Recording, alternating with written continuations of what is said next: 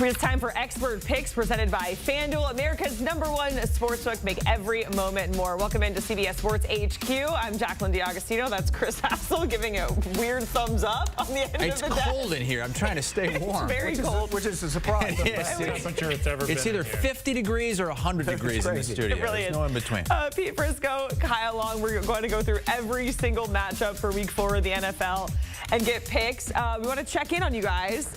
Pretty good so far, kind of. Pete's 500. Yeah, you're 500, Pete. Kyle's under. I don't like it, though. Last week was terrible. It's been a really tough start to a season to pick games. Brutal. I mean, you have these 5, 6, 7-point underdogs that are winning outright at almost a 50% clip. It's crazy. For you to jump in, and this is the toughest season it's ever been so far. So I'll give you that. Every weekend, I think I got winners picked, and I get, I got to look at the slate and just say, what the heck are we doing, man? Then at the end of the day, you look over and go, oh my God, I went 6-11. He's beating me now. Here's the slate this week. Thursday night game, Cowboys, Giants. Again, 2 Monday night games. How do you guys feel about the 2 Monday night games? Not a big fan. I thought it was fun. More football, more fun. You know, you one get of those the 2 games box going, you pick the audio. It's a lot of fun. One of those games wasn't football. No. The Jacksonville game? Yeah, that wasn't football. Oh, my God. Terrible. Pete, 25-25-1 overall. Kyle is under 500 now after, what did you start off, like 12-5, something like that? Yeah, he's had 2 rotten weeks. He's hitting his best bets, though. He's better at his best bets than You know Pete what? is. I picked an over-under last week, and it cost me. That was silly by you, by the way. Let's jump into it with the Thursday nighter. It's the Cowboys, a favorite on the road against the Giants. The Giants, though, Pete, they've been the better team over the last couple weeks. How much does that matter this week? I don't think it does. I think the Cowboys, although all they've had in their ear all week is, oh my gosh, how bad is this team? What is Jerry Jones going to do? They can't stop the run. Every negative you could possibly hear. The protection has been bad. I think they're going to play better. And look, the Giants went and won a game, and kudos to them against Cleveland, but I think Cleveland's a lot worse than we know. At least Deshaun Watson is, and they pressured him. So I think when you look at this game, I think Dallas will come in focused. I think Prescott will play well. I'll take the Cowboys. Yeah, I mean, they're going to have to do a great job of getting after the quarterback, not allowing him to find his favorite target, Malik Neighbors. For the Cowboys, this is your back is against the wall. Any further, you're going to be through the wall and out the door in Dallas. It's for the head coach. They'll break a lot of these guys up if they don't get this thing together. I do think it's a huge game, division opponent. You get an opportunity to rewrite the ship. It's obviously off chart right now. Yeah, you see it there. Dak 5-0 on his last 5 Thursday night games. I don't know if Dak can handle another loss. He was already yelling at people, telling him to hop off of the bandwagon. Well, there's also the Diggs and Neighbors situation. They got into it in the offseason on social media, so there's something to keep an eye on as well. All right, so a lot of spicy storylines in that one, if you will. Let's go to Sunday night. We have the Bills and the Ravens.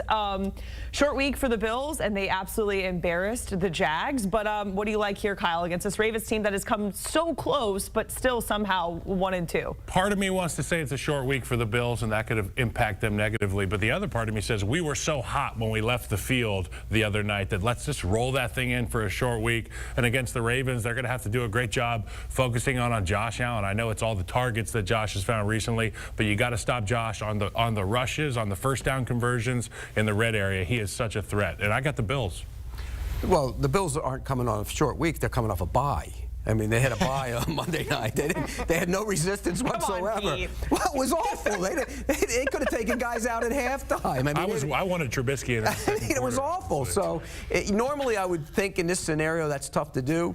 But like you said, it's not as tough as it might have been had Jacksonville actually showed up and played the game. They're so confident. I love what Buffalo's done. I told you before the season they're my Super Bowl pick. Joe Brady, what he's doing with Josh Allen, getting the ball out of his hands, a lot of pre-snap motion. They're getting guys in good position. But I think this is a tough turnaround. You do come off that Monday nighter. Now you got to go out and play a Sunday nighter at Baltimore, and Baltimore's a tough place to play. The Ravens seemed to find Derrick Henry last week, and the one thing that the Bills have had problems with over the years is big physical teams who push them around a little bit, and I think that could be a problem. So I'm going to go with the Ravens. I had a tough time picking this game, but I'm going to take the Ravens. Now, Ravens 2.5-point favorites at home. It's not often you see a 1-2 team almost a field goal favorite against a 3-0 team. High scoring, by the way. High scoring. High scoring. Well, it is the matchup of the top scoring offense and the top total offense in the league. Let's go to a game that might not see much offense. On Monday, the total's 36.5 for the first Monday night game. It's the Titans and the Dolphins. A couple of days ago, it was Titans -1.5. Now it's Dolphins -1.5. And what are the Dolphins going to do at quarterback, guys? You know, we got this Skylar Thompson guy. He's got a chest injury now. So it's Snoop Huntley. Is that what it's going to be for the If they Dolphins? can get the offense up, or Boyle, or whoever, does it really matter? At the end of the day, whoever the backup quarterback that has to play for the Dolphins is, he's going to be playing against a really good defense. A defense that can take the football away from you on the second level. They can get after the passer at the line of scrimmage. So it doesn't bode well for the Dolphins coming off that last week unpantsing against Seattle Seahawks. But you know what? The Titans weren't very good on defense last week. They got run on and run on and run on, and that was demoralizing. Remember, Willis ran, they ran the football. I think Levis is going to play better in this game, and I'm going to stick by it. Well, you've said that every week. Well, you know, he actually has played pretty good football. He just makes stupid decisions. He has 8 turnovers in 3 games. You know, some of the good play is overshadowed by some of the hero ball. Right. That's what we talk about all the time. He wants to do too much. He doesn't have to do too much. He was brutalized last week. He was sacked 8 times. He was brutalized, and one of those led to one of those turnovers. The pick 6 was just a quarterback dumb decision because it's a predetermined snap, and Hopkins wasn't. He was lined up too wide. You go watch Kurt Warner's breakdown of it. But anyways, he did beat the Dolphins last year late in the season. Remember, he rallied them in the fourth quarter. I think he'll play loose. He'll play free. And I'll take him over whoever the Dolphins stick at quarterback. Yep. I'll take the Titans. You know, the stat lines for Will Levis and our guy T-Law are basically the same at this point in the season. And you know what? He's got the same amount of touchdown passes as C.J. Stroud, and he has more than Anthony Richardson in the same division, the guys that were in the same draft class. Yep. Let's talk about the other Monday night game. We have the Seahawks and the Lions. I'm going to let you have your Will Levis moment. I'm just going to move on to the other game. Those are facts. Yeah, no, Will Levis is great. The Lions, they bounced back against the Cardinals. Maybe not the same team that we thought they would be at this point against Geno Smith and the Seahawks, who are 3-0 at this point. Pete, what do you like in this one? I like the Lions, but I'm a little concerned about some of the things they're doing on offense. It hasn't been the same offense. You know, they gimmicked up a play and got a touchdown that way. It just hasn't been as consistent offensively, but they're playing really good defense. And that's the thing. Remember the first week they got thrown on a little bit by Jared Goff, and they've kind of tightened that up a little bit as they move forward. Seattle, we don't know. Who are they? I mean, you look at who they beat, okay? They beat Bo Nix in his first start on the road in Seattle. That's tough for any quarterback. They beat the Patriots, and then last week it was an easy game as well. So when you look at it, I think when you look at this team, you look across the board, we don't know who they are. They've looked good at times. Don't get me wrong. They've looked good. But I think Detroit's the better team. They're at home. They'll win the game. To your point about the Seahawks, we don't know who they are quite yet. Well, I think this is a great opportunity to introduce yourself to the country. It's prime time. The eyes of the football universe will be on you if you're the Seattle Seahawks. And for the Lions, they're a great team. We understand that they're well coached. They're a tough football team. But this Seahawks team, the skill which they have on the outside at the receiver position, the quarterback who's able to deliver the ball on time, in rhythm. There's not many guys throwing the football as well as Geno Smith. Give me the Seahawks in prime time. I think they steal a win, and people are going to start talking about the Seahawks more seriously this season. If they win this game, it's sort of a proving game for the Seahawks. If they win this game, then everybody's going to be, me included, will be a big believer. But if they don't, then you're going to sit there and say, oh, well, they're just the Seahawks. We're looking at the 4-0 Seahawks. Pete, Kyle, we appreciate it going through, giving us picks for all those primetime games. We got more picks to come, but Pete, Kyle, pushing the pile. That's a poem. Oh my gosh! What's is on that the latest episode? I think so. Something like that. I got to brush up on my my poetry nomenclature. But yeah, pushing the pile. We do power rankings. We get into the weeds on Wednesday. We have a good time. And Pete's crushing me. Spend time at my poetry class. I go to one every week. Pete crushes me every week. Come check it out. Hickory dickory dock. That's beautiful, Pete. All right, the picks are still coming here on CBS Sports HQ. We're wondering, can the Vikings stay perfect against the Packers? More picks with Kyle Long and Pete Prisco coming up on the other side. Continuing our expert picks presented by FanDuel, and a look at the games on CBS and Paramount Plus this week. We got 4 in the early window. We've got the doubleheader as well, and it's headlined by the Chiefs and the Chargers. Let's pick them with Pete Prisco and Kyle Long, and we'll start with the Vikings and the Packers.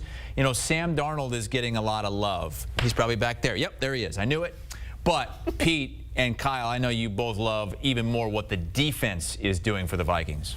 Yeah, I mean, Brian Flores has these guys ready to play every week. And it's not, people talk about Flores' scheme. I just talk about these guys buying into the team and what Flores is trying to do. They fly around on football. They tackle well. They present so many looks to these quarterbacks pre-snap. So it's confusion all the time. And we were talking just before this, who are they going to play a quarterback for Green Bay? I don't think it really matters. Like, to your point, you're playing against this Minnesota defense, and it's scary every week with Flores. And that's why they have a chance to be in the ball games every single week, is that defense. So who are you picking? I'm picking the Vikings. You are picking the Vikings. I think it's going to be a low-scoring game. Okay. I think the Packers' defense is really improved. And, we talk a lot about Flores, and we give him high praise, deservedly so. I love it. The scheme is great, but you're right. Those guys play hard, they're tough, and they get after it. They're bought in. The Packers have a new defensive coordinator in Jeff Hafley, and they've all bought in. We saw 8 sacks last week against the Titans. They just demoralized that offensive line. I think that's going to be a problem a little bit for the Vikings. I want to think this line reflects Jordan Love playing. And so if he plays, I think that's a big edge for the Packers. I picked the Packers to go to the Super Bowl. The fact that they've won 2 games with Malik Willis, it's a tribute to Matt LaFleur as a head coach, but it's also a real indication of how good that roster is. I'll take the Packers at home. And I do think you're right. The 2 defenses are going to play good football. I think it's going to be a low-scoring game. I like the unders. I just see this note from research, and Justin Page, our great researcher. The best quarterback rating in the league this season, Josh Allen. Number 2, Malik Willis. Wow. Well, that quarterback rating is you can twist those numbers, but he's played well. Give him credit. I still don't understand how we get to the QB rating. Nobody does. Nobody does. Still now there's Latin a new one. to me. There's another stat they made up somewhere too. Just watch the game. He's played well. Learn the game. Learn the game. Watch the game. Put on the tape. Put on the tape. So, the tape Pete, how long until we see who Malik Willis really is and the backup quarterback? You are what you are. If he plays this week, you might find out. Okay. I mean, because that's a tough task for a backup quarterback to play that defense. Malik went out there and beat the Vikings. The question becomes, does Sam Darnold start becoming Sam Darnold? That's the question, because he's been really good so far. And he's also dealing with some sort of injury. We saw that in the last game. Speaking of elite defenses, that brings us to this matchup with the Steelers and the Colts. The Steelers 3-0, the only team in the AFC North with that record with Justin Fields, and in large part because of the defense. They don't allow any points. And then we have the Colts and Anthony Richardson, who has been very inconsistent, Pete. Yeah, and I'm going to have to eat some crow on the Steelers or Permane Brothers sandwich, whether everyone tell me to eat, because I was wrong about the Pittsburgh Steelers. Absolutely 100% wrong. I did not think that this team would be at 3-0 at this point of the season. But we discount sometimes what good defense, run game, and Mike Tomlin can mean to a team. And this team is winning games by not letting people score, turning T.J. Watt loose when they have the lead, and Justin Fields is playing good football. I do not know why they won't name him as the starting quarterback, in large part because they don't have to, because Russell Wilson's not ready to play anyways, but he is their starting quarterback. I think the Steelers will go in. I'm more concerned with Anthony Richardson being erratic, and I think that defense will get after him a little bit, so I'll take the Steelers in this one. Man, I would love to pick this Steelers team to go 4-0 and talk about all the great things that you just talked about, and it's impressive. The Tomlin teams usually finish well to get back to their high water mark of 500 and above, but they've started well, so we're looking at something a little bit different there. I think the team is really bought into Justin Fields, but for the Colts, it's going to be, is your quarterback going to take care of the football? We know he's not going to make all the throws. We know some of the layups are going to be sailed by 5 yards, but at the end of the day, if you don't throw turnovers, if you don't fumble the football, we're going to have an opportunity with our defense to win some games. I'm going to go Colts here. I know it's only 1.5 points, so I think it'll be a rubber match. Could come down to turnovers. Does Justin Fields continue to take care of the football? That's 1 o'clock Eastern on CBS, as is this next game, Jags and Texans. And before the Monday night games went off, this line was 4.5. It is now ballooned to 7. Texans -7 after what we saw from the Jags on Monday. You know, I'm going to take the Texans here, but I don't really love it, and here's why. Desperation in the NFL is really an amazing thing, and the more desperate team is Jacksonville. I think they're looking at this game. They play the Colts next week at home. The Colts, they've dominated the Colts at home, so if they can win this game, they're right smack dab in the division game. I think they beat the Colts next week, and then they go to London for 2 winnable games. So desperation's at play here. but I did not like what I saw last week. I think there's a team that's kind of packed it up already. They didn't have any fight whatsoever, none. They're banged up on defense. I think C.J. Stroud will get back on track. They weren't very good last week. The offensive line got whipped. But I don't think Jacksonville's pass rush is good enough. I think C.J. Stroud bounces back and has a good day. I'll take the Texans. I got the Texans as well. And, I mean, you talk about desperation. This Houston Texans team was trying to prove themselves as the class of the AFC this year. And the way they got whooped last week, they have a bloody lip. They got a black eye, and they're a little bit pissed off about it. And they're looking to take it out on somebody. Who better to do it than to the Jaguars, who just got pummeled as well on primetime. So I'm going to be going with the Texans here. All right, also in that 1 o'clock window on CBS, we have the Broncos and the Jets. The Jets, they're 7.5-point favorites. The third straight game that they're favored in for the first time in almost a decade, which is crazy. But Pete, where are you at on this one? Aaron Rodgers is back. He's back. I mean, the guy that we expected to see when he was healthy, if he had been with the Jets last year, is back. The first two games, we didn't see that. We saw a hesitant Aaron Rodgers. He seemed to have problems. He seemed to be holding back a little bit, a little tentative. We saw Aaron Rodgers last week against the Patriots, and by saying that, I mean getting him outside the pocket, keeping his head up, making those throws down the field. That's such a big part of who he is as a quarterback, and we saw that. The Broncos are playing back-to-back road games. They were good last week. Bo Nix played well. The defense played well. They stayed over on the East Coast. They stayed at the Greenbrier in West Virginia. Sean Payton loves that place. Nice spot. He used to take his training camp team, his Saints team there to practice. But this is too much. I think the Jets are rolling. I think they'll win this game and cover the number. Yeah, if Bo Nix and the Denver Bronco offense has to go bar for bar, throw for throw, score for score with this Aaron Rodgers offense, it's not going to be good. So for the Broncos, you have to find a way to limit Aaron's ability to get outside the pocket. We know that that's where some of these big plays have happened. It's the off-schedule throws. He's always looked great in the pocket. We know what he does in a clean eye of the storm, but it's when he gets outside the pocket, that's when he's most dangerous. You slow that down for the Broncos, you have a chance to make this a real boxing match. But we know it's going to be Aaron Rodgers and these receivers. It's going to be targets all over the field. Give me the Jets. All right, Jets, although the Broncos delivered one of the more surprising beatdowns of last week in Tampa against the Bucs. Your best bet. And yes, it was. It was my best bet. I got the Bucs one week. They gave me that win over the Lions, but not the following week. I am off them this week, not picking the Bucs. They are hosting the Eagles, finally feeling better about themselves after going into New Orleans and stealing that one late. Yeah, this was a tough pick for me, and I know I'm not based on what happened last week because the Bucs were bad last week. Not just on defense, they were bad on the offensive line. Baker Mayfield wasn't very good. But the Eagles are playing consecutive road games outside the division, which is always tough. And they weren't great last week either. They hit two big plays, one to Goddard on the sideline, one to Goddard for the big play to set up the game-winning touchdown. Well, and then Saquon's run. Yeah. That's it, 3 big plays. That's it. That's all they had. And so I'm concerned still about them. Sirianni doesn't manage the game very well, which is always a problem. But I am going to take the Eagles because I think the Bucs are so beat up on defense. I think what you saw last week was the classic NFL sandwich game. And I said that on your podcast. They went and played the Lions, who they played in the playoffs, beat them. They knew the Eagles were this week, a team they beat in the playoffs, and they thought they could just step out on the field and beat the Broncos. Then they looked up and they go, oh no, we're in a game. And they couldn't get out from underneath it with all the injuries. So they'll be focused. I think this is closer, but I'll take the Eagles as well. You said there was only 3 big plays for the Eagles. Now, you're obviously talking about the offense. I understand the 3 explosive, and that's how Goddard got to like 170. How many did he have? Like 170? Yeah. Something ridiculous he was like killing that. it. But I want to talk about the defense, man, that guys like me challenged all week for the Eagles team. Yeah. Can you stop the Saints' run? Can you keep them in manageable downs on 3rd down? And they went and did that. Guys like Jalen Carter stepped up for this defense. And you know what? There was like a prove-it-to-ourselves game last week against the Saints. I got the Eagles this week. I think they really believe in themselves. We have the Saints and the Falcons next. Falcons are slight favorites in this one. And Derek Carr and that offense for the Saints didn't look as great week 3 as we saw week 1 and 2. Kyle, what side of this matchup are you on? I'm going to be on the Falcons, and I have a little bit of concern with the Falcons because they lost 2 of their starting 5 offensive linemen last week. I saw Drew Dahlman go down, and they lost another guy to a knee. So we're looking at a less than full-strength roster, but they're not going to be playing against the Chiefs interior. You know, I think that with this group, the Falcons will have what they want. I'm going to be on the Falcons against the Saints. I'm on the Saints. And having gone to a bunch of those games when I used to go to games all the time, it's barely even a home game for either side because they fill those. They all travel. The two teams travel. They hate each other. Well, hang on. Travel. Falcons fans don't even travel to their own stadium. Yes. It's like Georgia, Florida, when they were good. still. It's Florida, Georgia, Kyle. When they were good. You know that. I'm a Pac-12 guy. Yeah, me too. Chris always says No, you're a Big Ten guy now. Yeah. And I'm Darth Gator, so don't ever forget it. Who? Darth Gator. Darth Gator? They hated me in Jacksonville. Why? Because I used to rip on Tim Tebow. But I that's a whole love nother that story. nickname for him. How did Tebow throw? He was terrible.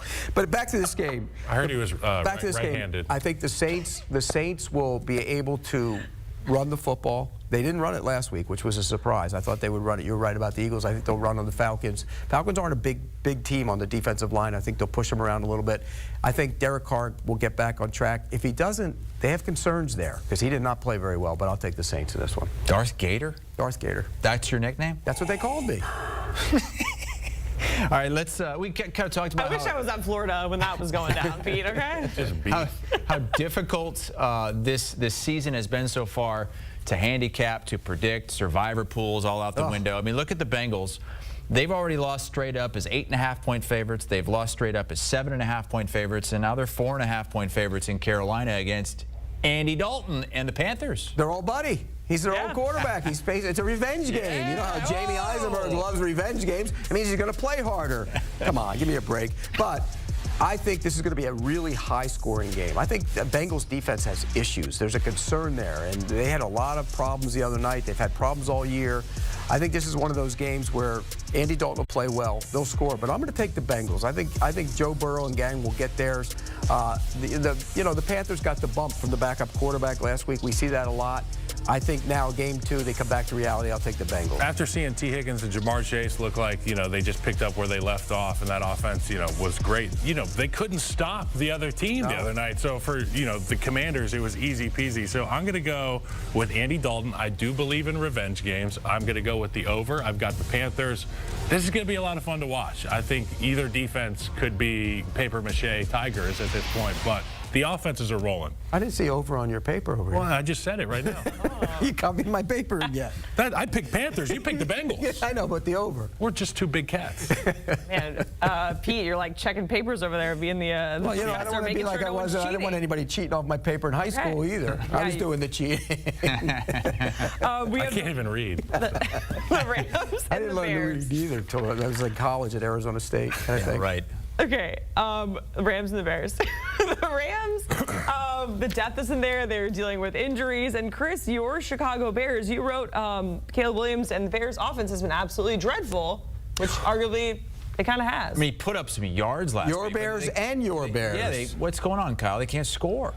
They can't protect their quarterback. They can't run the football. So instead of being a one-dimensional team, now they're zero-dimensional, and it puts you in positions where you have to go 4th and 1 speed option at the goal line, and then there's 2 unblocked defenders, and nobody knows what the hell's going on.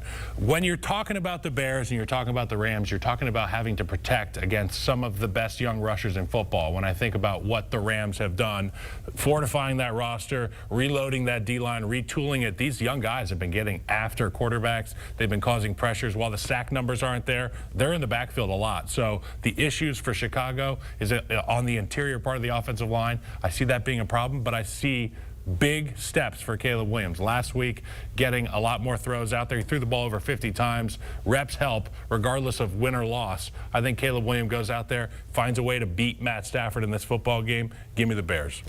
I'll tell you what, the question's being asked, did they draft the wrong guy? And I know it's only 3 games, but did they draft the wrong guy? You're asking it, you're thinking it. Yeah, I mean, because I think back to last year, it was around this time we were already asking Bryce Young, C.J. Stroud. It seemed to be going that way, too. Yeah, and you're right. Caleb Williams did some things. It doesn't quite look like that, Chris. No, it's not that bad. I hope not. No, My God. He did some good things last week, but he also makes some really bad decisions. And, this was supposed to be the ideal scenario for a rookie quarterback. They got the offensive tackles. They have the skill players. They have the running game. They signed Swift. They've done nothing running the football, which has put more pressure on him, and he hasn't looked great.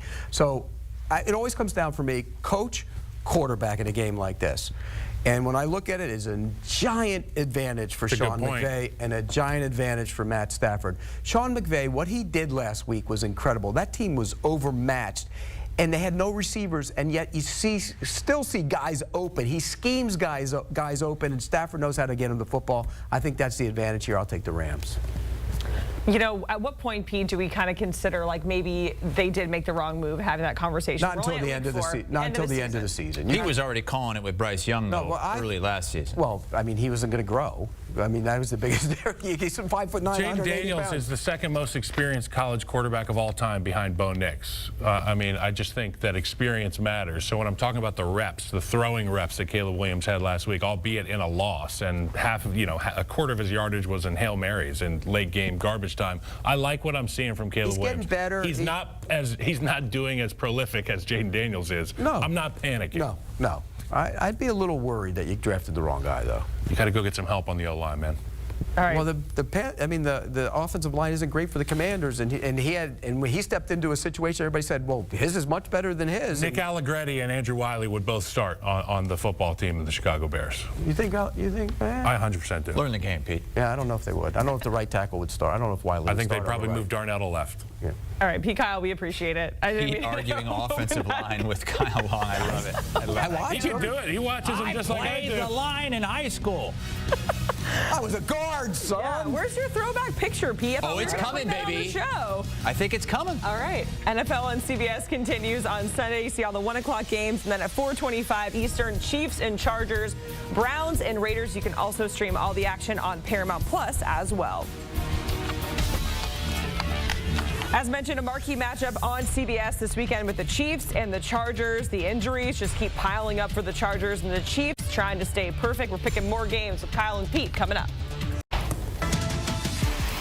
Expert picks presented by FanDuel. We're going to pick the late afternoon slate now. A couple of them on CBS. Chiefs, Chargers, along with Browns and Raiders. Chris Hassel, Jacqueline DiAugustino, Kyle Long, and Pete Prisco. And we'll start with Chiefs and Chargers. And this line is growing because there's growing concern Justin Herbert's not going to play in this game. What do we think? I think it's going to be the get back on track for what Patrick Mahomes and the offense is supposed to look like game. Obviously, these young receivers have been really good for Patrick Mahomes on the quick game stuff. You see Rashee Rice getting involved a lot. The volume is great. I love to see that. People are complaining about Travis Kelce. Go put on the tape. There's 3-4 guys around Travis Kelce. He's running as hard as he can. He looks like the old Travis Kelce, but he can't get involved because they still respect him so much. As the season goes on, they're going to start respecting Rashee Rice a little bit more. We're going to see Travis get involved maybe against this Chargers team. I've seen it in person before at SoFi. Travis Kelce goes off. Give me the Chiefs. No Derwin James. I mean, he's not going to be there. He's suspended for a game. And that's a wrestling match when those two play, so he's out. So that's a concern. But I just think Harbaugh will find a way to keep this game close, no matter. Who do you think plays quarterback? I think Herbert plays. I think he plays, but he might be limited. I mean, he was a little limited last week, but I think he does play. And if he does play, I think they keep the game close, being physical. The one thing you want to do with the Chiefs is if you can run at them, you run at them and run at them. I think that'll keep Mahomes off the field. Keep Pat off the field, yeah. So I'll take the big number. If the number's 8.5, I'm taking it. If Herbert plays, it probably will come down a bunch, but I'll take the 8.5. You see the article at CBSSports.com about Mahomes being the best game manager in football? That's the dumbest article I've ever seen in my entire life. Anybody who says that, Leger, Duzabel said it too, by the way, it's just grade A stupidity. Game manager. I think it's a great phrase for a guy who's taking care of the football, keeping your offense station to station, moving the sticks. So we're not looking for bomb shots down the field the whole time. We need a guy who can move this thing down the field. Take care of the... Here's how you know he's not a game manager. Is he capable of throwing for 400 and throwing the ball down the field? Yes. Game managers aren't. Not a game manager. Man, you are really hot under the Andy collar. Dalton, not a game manager. It's an insult. Insult to people. Yeah, Pete's turning red over there on that side of the desk. Also at 4:25 on CBS, we have the Browns and the Raiders. And we already talked about the Browns. They've allowed the most sacks in the league. And Pete, you had mentioned, hey, I think this Browns team might be worse than we think they are. And then we have your guy, Gardner Minshew, as well, who is going to be the starting quarterback despite AP kind of saying we're open to a change. Kind of a pick-em. Where are you at on this matchup? I hated what I saw from the Raiders last week. I mean, that was terrible. They were lifeless. They didn't play very well on defense. And when your coach comes out and starts talking about guys making business decisions, and there was one, and I haven't watched that tape yet, but I saw one online where Jack Jones didn't tackle somebody. He's probably not alone. So Pierce saw that. That's never a good look. The Browns haven't played well, and Deshaun Watson's been bad. This is the moment he has to do it. If he doesn't do it here, I'm telling you, they might make a change. And there's a lot of people in Cleveland clamoring for Jameis Winston to play. He might make a change. And by the way, Pierce hinted at making a change. That's how bad Minshew was last week. Eventually, Minshew will become Minshew. We started seeing signs of that. Maybe it happens in this game. I'll take Myles Garrett to have a bad day. I'll take the Browns. I'm going to be taking the Raiders. I mean, I don't even want to imagine what the meeting room was like this week after some of the things that Pete was just talking about with head coach Antonio Pierce at the podium after the game. I'm not even in the league. I'm on no team, and I'm sitting there straight up. You know, I got my notepad out. I'm taking notes. These guys are living in fear in that building in a healthy way. It's healthy fear. I think the Raiders bounce back. They play with some pride. They've got some teeth this week against this football team. Give me the Raiders. Plus, the only victory the Browns have is over that hapless team in Jacksonville. Yeah, that doesn't look as good a week later. I bet they had a great week of practice in Vegas. Oh, man. So you can play harder in a game afterwards. I mean, Kyle's saying it. When your job is on the line, you play harder. When you like your house a lot. There's a revenge factor. Yeah. Patriots and 49ers. Now, the 49ers have lost 2 straight. You can't really blame Brock Purdy. I mean, he was good last week despite not having many of his stars. So what is the problem with the 49ers, and will they solve it this week? Well, I mean, the defense fell apart. He gave up a bunch of big plays, and there was a punt return late in the game. It was all these things that went against them that could have gone against them. They dominated that game for most of it. And, you know, they looked fantastic. Juwan Jennings was amazing with 3 touchdown catches. Purdy proved to people he's not a game manager. He can be much more than a game manager. I think you saw that last week. I think they do it again here. This Patriots team, not very good. Yeah, they're feisty. They play tough on defense, but we saw what Rodgers and crew did to them last week. This is a tough turnaround. I'll take the 49ers back home. I think they blow them out. Yeah, it's kind of funny that we're even having a conversation about the 49ers in Week 4 hosting the Patriots, and there's actually a real conversation here because you talk about Juwan Jennings, and I think about the strengths of the Patriots defensive unit. They have guys on the front end who can get after you, and they've got a couple guys on the back end who can wear you like a glove. They're like on these backs like a JanSport. Every time you look for your number 1 receiver, it's either Christian Gonzalez or one of these other dudes running around. They do a great job. But for the Niners, it's going to have to be run the football. Can you run the football effectively? Can you keep that offense off the field? And I'm not really too concerned with this Patriots offense right now. The story is all about the Niners offense, and can they take care of the football? They were brutalized last week on the offensive line by the Jets. The 49ers can rush the passer. If it gets into that kind of game, I think that's big problems. And eventually, let's get it on with it and just play Drake May, please. Just get on with it. I disagree. Yeah? Why? I disagree. I just think PTSD as a football player is real, and you throw some of these guys out there and they're getting bombarded. You saw some of the snaps he had last week. He was on, they threw him on top of his head a couple times. And they drafted the wrong guy. Then you drafted the wrong guy. If you can't handle... I thought it was a punt season the entire way from the Patriots, and I think they're setting up to have this guy have some success down the road. But they're tanking? You know, I don't think they're tanking, but I think a punt, sometimes it's okay to punt. You've said that. He's got a T-shirt, he says. He made a T-shirt. It's okay to punt, morons. And you know what? Rick Spielman is in the studio. Yeah. His brother works for a team where they should learn that philosophy. It's okay to punt, morons. Oh, my God. Rick's not even on the desk yet, and he's already catching strays. You get one free shot at him. We have the Commanders and the Cardinals. Cardinals are 3.5-point favorites. We get Jaden Daniels versus Kyler Murray. And Pete, we know you're very high on Jaden Daniels. Love Jaden Daniels. I really do. But I think Kyler Murray's been good in this new offense, and they do a lot of different things. And so I think this is going to be a high-scoring game. I think this is an over. That's one of my picks. I went with that as my over, my best bet last week, so I wasn't going to go there again with the Cardinals. If they had not whistled that play dead at the end of the half, when it should have counted for what would have been a pick 6, that game would have gone over. So I have an excuse. It bails me out of my best bet last week. But I'm going to take the Cardinals here. I think the Commanders put a lot into last week against the Bengals. Now you're out on Monday night. You're out on a short week. I'm going to take the Cardinals. I'm riding with the confidence. And this Washington Commanders team, they showed the world what they can do when all things go right. Jaden Daniels, he can hit open targets. He can hit guys that are not open. He can put it in the breadbasket. But also it's the read option stuff, the ability to be multiple on offense. You've got an extra blocker every time Jaden Daniels goes with the RPO stuff. For Kyler Murray, I'm concerned with some of the accuracy stuff. I was watching some of the outbreakers from the last week, and he sailed it on Marvin Harrison a few times when he was open. Man looks, he gets the opportunity to beat somebody on the outside. Kyler's got to hit those throws because as we saw with Jaden Daniels, this Commanders team, it can be a track meet. It's also a revenge game, Pete. Cliff Kingsbury, college offense, here we go. Bring it against Arizona. Give me the Commanders against the Cardinals. Revenge. He likes the revenge game. Do coaches coach harder? I'm all in on the revenge game. I think they do. I think the assistants do as well. No, they get a little petty is what they get. They get petty. Prisco's Picks presented by FanDuel, and Prisco is down with, me and the producers. Kyle, 2-1 so far in his best bets. Jacqueline, 1-1. And Kyle, we're going to let you lead us off this week because it's going to piggyback off the game we just talked about. Yeah, this week I'm going to go Commanders over Cardinals, and you got to take the over as well because, to our points, these teams can shoot it out. Kyler Murray looks good, so does Jaden Daniels. Jack asked me, because I didn't send in my best bet, he asked me today, we were standing there, and I said, he said, who's your best bet? And I said, I'll take the Cardinals Commanders over. And you know what he said? Kyle picked it. I said, well, then I'm not going to take it. Then we'll have to have something different. But I love your pick, by the way. Thank you. You're going to be 3-1 Pete. after this week. If I had joined you on that, it would have been 6-3 third quarter. So guaranteed you're good now.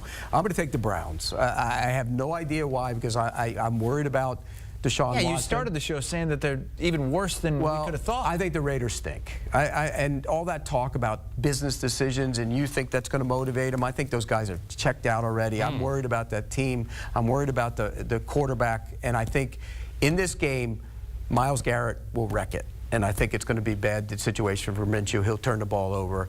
I like the Browns. Pete's got a lot of teams that have already checked out in the first month of the season. Yeah, that's the Raiders are done. They've moved on. Jaguars done. They've moved on. It's easy to see. It's easy to see. It's easy to see. Quitters. Yeah, I think literally 5 minutes into that Monday night game, you put Jack's season is done. It was done. You're a Florida guy. When you're in Vegas during the season and you're checked out, are you booking somewhere colder than where you live? Absolutely or are you going not. somewhere hotter? No, hell no. Hotter. You go to a beach. Okay. You go to a beach. Cabo. They go to Cabo. How about skiing? All the West Coast teams, when they get eliminated, they go to Cabo. The East Coast teams go to Bermuda, and all the other teams, some go to Cancun, and then the other ones go to the Caribbean. They all check out. All right. I'm actually going with the Bills to cover the 2.5. I know it's a short week, and we talked about that, but I feel like the Jags were a very good confidence boost for the Buffalo Bills. Josh Allen looked like an MVP, so I'm going to go with the Bills to cover the number. I feel like Baltimore has been in so many situations where they just can't win in those big moments, so I like Josh Allen and the Bills. Recency bias. I like it. Yeah. I like it. I mean, I fell into that last week with the Bucks. They absolutely smoked the Jags. How can you not? They had a bye week. Whatever. I like the Falcons -1.5 at home against the Saints. Yeah. Pete, you said that there will be a lot of Saints fans there, sure. But Kirk Cousins at home. It's not the Chiefs, as you guys pointed out. They might have some injuries, but I like the Falcons. Is it a big game? No, it's not a big game. Then Kirk Cousins will be good. Probably play well. Kirk Cousins looked good in prime time against the Eagles. You know what? He's actually played well. How about the producer pick? Panthers +4.5 at home against Cincinnati. I almost picked that. I love that. I almost picked it. Yeah, I changed my mind at the last minute. Buying in on Andy Dalton. I like Andy Dalton played well last week, but there's other problems on that team. I think you mentioned Burrow and those guys putting up big numbers. I think they're gonna have a big day. The Burrow's right tackle went down. Now they got Mims in there. I'm not sure if he can even. By the way, desperation. There's desperation. The Bengals are desperate. 0-3, and we know what happens to teams that are 0-3. What is that? Look at that guy. Pete, that is not you. That is me. Are you biting your lower lip? Yeah, I just got done Also, playing. I'm not even. Why am I on the bottom in a little tiny tiny tent? Is that a mugshot that you're using for me? That's actually a picture they took of me after the game. So Pete, so how old are you here? Probably 15. 15 years old. What are you, 5'2"? No, I've been the same size as I was 15. So 5'2.5". What did you weigh? Big 15-year-old. I was probably 155 or something then. And you were just throwing people around as a guard. Yeah. Leverage wins. They always I couldn't find my other tell you about pictures. leverage. That was my 10th grade. You got some curly hair. I didn't recognize you. Hard to believe there was actually hair on top of this head, huh? Well, at least you had a picture. Do you have any pictures with you have hair? Yeah, I'll bring it in. I'll bring it in for Jack. You probably, I know you. You had the long. Yeah, I had beautiful hair. Chris also had some long hair back in the day too. Yeah, you did. Oh God, that image is seared in my memory from your Ohio days. Stay locked into CBS Sports HQ. We got you covered. News, highlights, scores all season long. We got you covered right here on HQ.